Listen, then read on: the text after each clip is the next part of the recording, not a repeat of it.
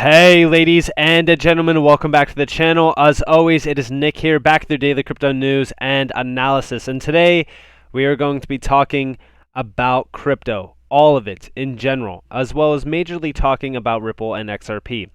So if you guys are living in the US, you obviously see what is happening with the SEC, with crypto regulations and stuff like that. We are moving very, very fast towards a regulated market, and that's totally fine. That's totally great for innovation and adoption in terms of a financial institutional level and enterprise grade level as well, because they do want regulations before they do start accepting or adopting this technology at a rapid pace, at least in the US, because outside of the US, we already know that even Singapore and so many other areas around the world already have regulations in pretty much intact, as well as they are already utilizing crypto on a day-to-day basis and adopting it at a massive rate.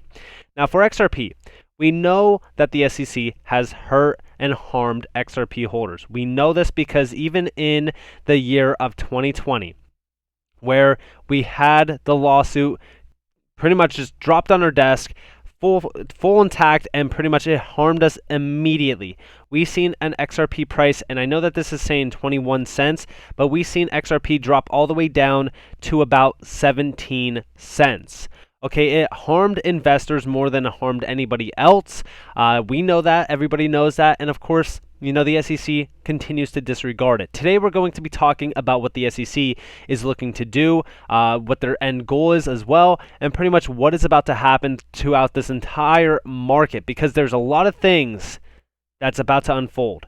Now, in that, with all that in mind, I just want to let you guys know that if you guys could please leave a like on this video, it does help the channel grow immensely, and I do greatly appreciate it. Also, if you guys do want to get my crypto insights, like my XRP exit plan and stuff like that, and all that information on my crypto insights and stuff like that, you guys can go check out NCashOfficial.com. The Ultimate Crusader Trading Bundle Pack, which does include everything on the website as well as all future content, is 35% off until the end of the month. But with that in mind, let's move on. So we do see here, as the regulatory doors close on ADA and TRX, we might be seeing Cardano and Tron making efforts to help Ripple in the XRP lawsuit against the SEC.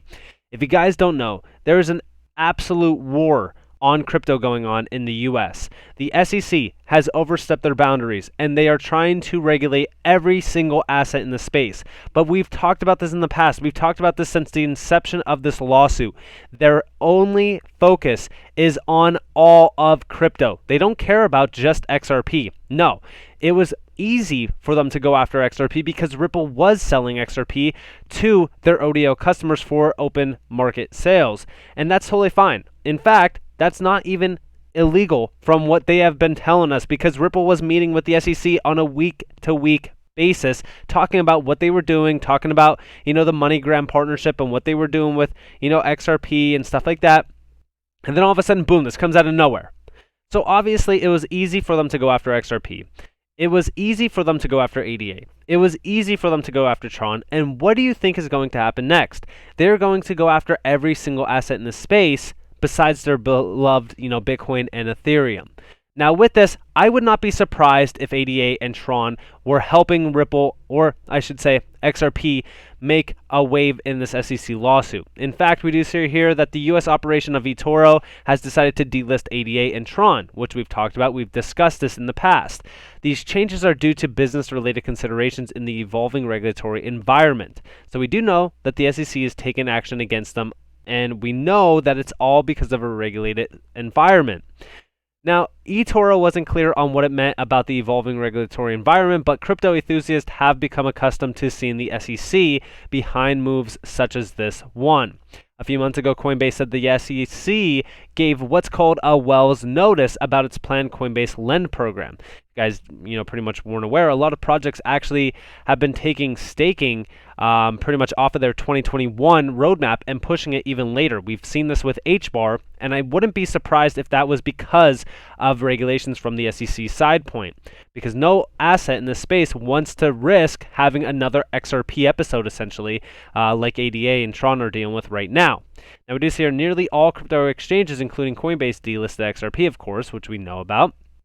And we do see here the SEC's regulation by enforcement has been criticized by many within the trading industry, including two of the agency's 5 commissioners, Hester Pierce and Elad Roisman. Now, with this, we are going to be seeing a lot of, of these lawsuits coming out. We're going to be seeing a lot of delistings and stuff like that. In my mind, I think that there's going to be a lot worse, things to unfold before we do see much better. I think that XRP was the beginning, right? I think that XRP, in my mind, though, is going to be the hero in the cape that pretty much provides clarity for this entire space and wins against the SEC, pretty much 100% granting clarity to this entire market. Now, we do see here the best moment of the Jay Clayton, Gary Gensler panel, and listen closely to this.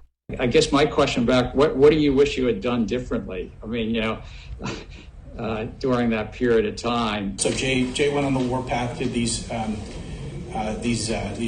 scathing speeches and calling out the industry and everybody. So, but he then, after talking to Grunfest in a fireside chat at the Stanford campus, made his way over to see Andreessen the next morning, and this is the part that now not a lot of people know. And he invited Chris Dixon to round up the sort of the industry players who were really kind of trying to do it the right way, and asked for a couple of things. One, essentially, lay out in a very detailed, written, footnoted memo what existing law says about utility tokens, and two, give us a proposal for where to go from here. And that's what the Hinman speech, which tracks my memo pretty well, has come out and said. And the Hinman speech has generally said, okay, decentralization, we think, gets both Bitcoin and Ether out of securities law status. When I look at Bitcoin today, I don't see a central third party whose efforts are a key factor in determining the success of that enterprise. The network on which Bitcoin functions is operational, appears to have been decentralized for some time, perhaps from inception. Applying the disclosure regime of the federal securities laws to the offer and resale of Bitcoin would seem to add little value. Moreover, putting aside the fundraising that accompanied the creation of Ether, based on my understanding of the present state of Ether, the Ethereum network, its decentralized structure, we believe current offers and sales of Ether are not securities transactions. And I just love the fact that Mr. B even pointed this out as well. Putting aside the fundraising side of Ethereum, we believe current offers and transactions of Ether are not securities. And it's just comical, to say the least, because during this entire time, they're talking about decentralization. They're talking about Bitcoin and Ethereum pretty much having 100% clarity. They're not securities at all, even putting aside the fundraising or the ICO, of course, of Ethereum, which is, again, the main reason why they even went after XRP is because they said that they were selling XRP before XRP had any utility behind it, which is comical, to say the least, because it's had utility since 2012. Okay, and we are still seeing upgrades to the Ethereum ecosystem because Ethereum is terrible. It's garbage. It's almost unusable due to extremely high gas fees. But of course, they have to save Ethereum and Bitcoin because, One River has $1 billion in Bitcoin and Ethereum, and of course, who's on One River's side? Of course, Jay Clayton. So I think a lot of these individuals, and I'm just saying it from my overall opinion, but I think a lot of these higher ups are on the payroll, and I think that they are invested into Bitcoin and Ethereum. And I think that that's the biggest problem since the inception of this lawsuit is picking winners and losers, and it's clear. And of course, we do see here the SEC won't refer to crypto as digital assets and prefers the word crypto. They also made sure to say that Bitcoin was being used for illegal purposes. They are clearly trying to stick it back into the shadows and give it a slimy stigma. They are at the war with blockchain. And of course, they did provide the idea that, they're still looking at Bitcoin and they're still looking at Silk Road. If you guys aren't aware of Silk Road, definitely look it up because that is essentially the beginning use case for Bitcoin was, essentially transactions on the dark web. Now, with this, of course, when we're talking about all of this, I don't think that crypto should be looked at as some sort of way to get around, purchasing things illegally or any sort of hiding of currency value anyways, because that was the main focus point with Silk Road, is essentially hiding currency that was not traceable back to the individual. And it was made, of course, for, use on the dark web. But that's not the case, right? In terms of what digital assets have become, we know that these are strong assets with major use cases behind them. For example, XRP, pretty much providing value to cross-border transactions. Even Bitcoin itself has evolved as the years gone on. We see implementations like the Lightning Network, of course, Bitcoin utilizing it for cheaper transactions and stuff. There's been a lot of upgrades to this system. There's been a lot of updates in general as well, pretty much providing a major use case for all of crypto. There's a ton of projects in this space that are doing legitimate things that could provide immense value, and yet we are still stuck in the past. They are still looking at Silk Road. They are still looking back on things where Bitcoin was used for illegal purposes. But you could use anything for illegal purposes. I could use the US dollar for illegal purposes. But again, they're still stuck in the past on things. Now we also see a warning. The entire discussion portrayed the crypto space as criminal and those operating in good faith still defrauding investors. Gensler thinks bank apps are just facades for undigital settlements. He said there's already digital money, which is alarmingly false. And there isn't really digital money. There's just pre-approved accounts or pre-approved payments on digital and credit cards, which is extremely terrible. And of course, he's talking about stablecoins or poker chips at the casino. We do see here Gary Gensler actually highlighted Bitcoin being used for ransomware. Do you know what a small percentage that is? Yet he highlights it as a major problem. We must connect to Congress and stop him. I have zero doubt the SEC will be filing enforcement actions against many others. I'm telling you guys, what is about to happen is absolutely crazy, to say the least. And of course, we do see here, Johnny Deaton was at the DACOM summit, and he is saying, hoping to respectfully ask for a meeting in an effort to get innocent XRP holders out of the litigation crosshairs. Stablecoins are poker chips at the casino. And we even see here also Gary Gensler asked Clayton what he would do differently. If anything, it is his biggest regret. In retrospect, Clayton didn't answer the question. Of course he didn't. Why would he? And of course, like I said, they are looking at this entire space in a criminal way. So guess what's about to happen? We do see here, after listening to this fireside chat today, don't be surprised if exchanges get sued soon. The SEC won't say which assets are securities, but expect exchanges to get a securities broker license to sell securities. And this is all talking about this article here. Cryptocurrency trading platforms to register with the SEC so the agency could bring better investor protection. It's just comical. We know since the inception of these lawsuits that is absolutely ridiculous. And I 100% agree with Brendan. If I had $1 every time I heard him say investor protection, the SEC would probably enforce litigation against me because I'd be making money. And that's the case. They don't want anybody making money at this point, it seems, because they're stifling innovation first off. Okay, we even see here, U.S. Department of Justice sharpens its cryptocurrency enforcement focus. They want regulations, right? That's totally fine. They could do that. But the problem with this is that while they're trying to get, regulations and they're trying to enforce crypto and they're trying to make sure, crypto is in their control, if you will, we do see here, SBI boss says that China is leading the CBDC race ahead of the USA and Europe. The CEO of the Japanese financial heavyweight and crypto player SBI Holdings, Yoshitaka Kateo, I hope that I said his name right, has spoken out about central bank digital currencies.